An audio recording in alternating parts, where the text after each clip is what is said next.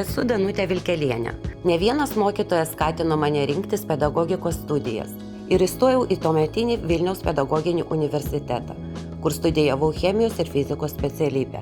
Supratusi, kad mokytis man sekasi gerai, nusprendžiau toliau tobulėti. Sėkmingai derindama darbą su studijomis, įgijau ekonomisto kvalifikaciją Vilniaus universitete. Įgyta kvalifikacija atvėrė duris į finansų sektorių. Ilgus metus dirbau viename užsienio banko filialų, kur užaugau iki vyriausios finansininkės pareigų.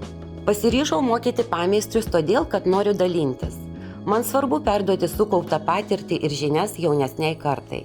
Vienas labiausiai įsiminusių pameistrių buvo mergina, kuri tapo puikia finansų sistemų diegėja. Man labai smagu, kad galėjau padėti atrasti jos stiprybės ir paskatinti augti ten, kur atsiskleidė jos tikrieji gebėjimai. Per savo karjerą kartu su komanda įdarbinome ir apmokėme apie 150 jaunų žmonių. Stengiuosi sudaryti galimybę pameistriam kuo daugiau atlikti praktinių užduočių. Pirmiausia, jie stebi vyresnių kolegų darbą. Labiausiai man rūpi, kad pameistriai ne tik mechaniškai kartotų veiksmus, bet ir suprastų, kodėl taip daroma. Bendradarbiaudami su Techin mažiau nei metus priėmėme 7 pameistrius.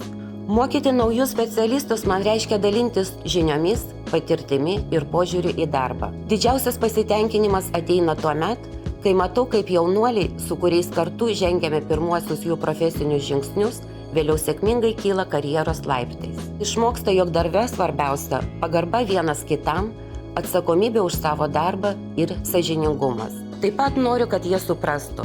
Nereikia bijoti klaidų. Svarbu žinoti, kaip jas ištaisyti, o jei reikia, nebijoti kreiptis pagalbos į kolegas.